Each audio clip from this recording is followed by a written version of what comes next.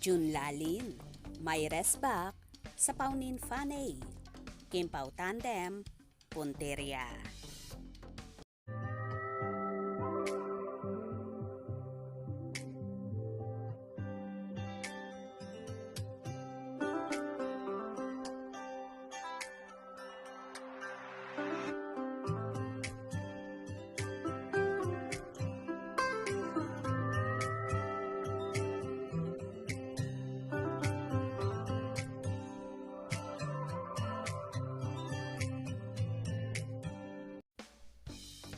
Maraming ang Paunin supporters. Nina Janine Gutierrez at Paulo Avellino ang naghihimutok at tila galit na galit sa pamunuan ng ABS-CBN. Naglabas nga ang writer na si June Lalin ng mensahe regarding dito. Ayon kay June,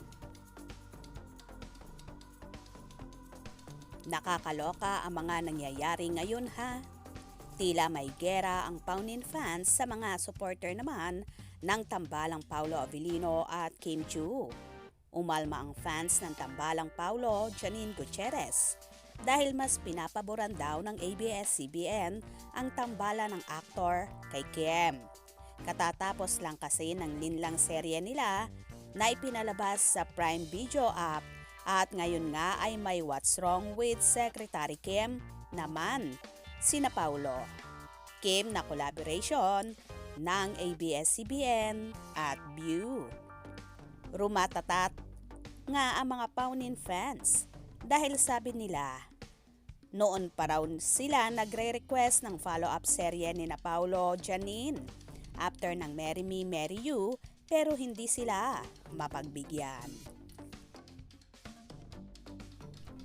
Tapos ngayon daw katatapos lang ng linlang ay may bagong project agad ang tambalang Paulo, Kim ha. Sigaw ng mga Paunin fans, unfair yon. Nakakabwisit daw. Nakakaloka dahil sa message sa amin ng isang Paunin fan ay sinabing, nag-Twitter, X, party po kami. Galit na galit yung mga fans. Ibo-boycott daw nila ang bagong show ni na Paulo at Kim.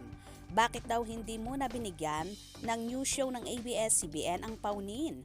Pero ang team up ni Paulo kay Kim ay agad-agad na may follow-up. Nakakaloka talaga ang mga fanay ha. Nung nag-blind item din kami sa Anything Goes, show namin sa Abante Teletabloid, ay grabe ang galit ng Paunin fans. Dahil sina Paulo, Janine raw ang topic namin na hiwalay na. Inaaway din kami ng karamihan sa Paunin fans. Pinag-explain pa kami sa blind item namin pero syempre, hindi namin sila pinatulan at dead malang no. Nakakaloka talaga ang mga fanay. So demanding. Ha ha ha ha. Yun lang.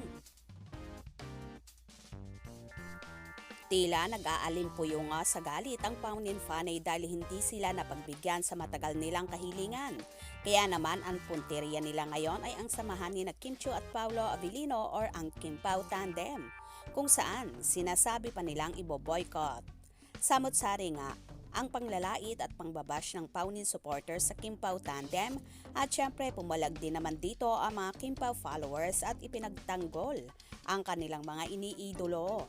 Hindi rin nagpatalo sa mga Paunin supporters at rumesback din sila sa mga ito. No-cover naman sina Kim at Paulo sa isyong ito dahil wala naman silang magagawa at hindi nila lahat mapiplease ang mga tao, lalong higit ang ayaw sa tambalan nila. Ang mahalaga sa Kimpaw ngayon ay makapagbigay sila ng saya at ligaya sa mga taong sumusuporta at gusto sila. Huwag na kasing mag-away-away kung love nyo ang inyong mga iniidolo. Suportahan nyo na lang sila kahit na kung sino pa ang makakatambal nila. Dahil bilang artista, trabaho nila yan at parte ng pagiging artista ang makatambal sa iba't ibang artista at craft nila yan para lalo silang mag-grow. Gets nyo ba? Kaya naman tumutok at wag na wag pahuhuli sa mga maiinit na kaganapan, especially sa Paunin updates. Mga ka-scoop, anong inyong magiging reaction sa bidyong ito? Comment below.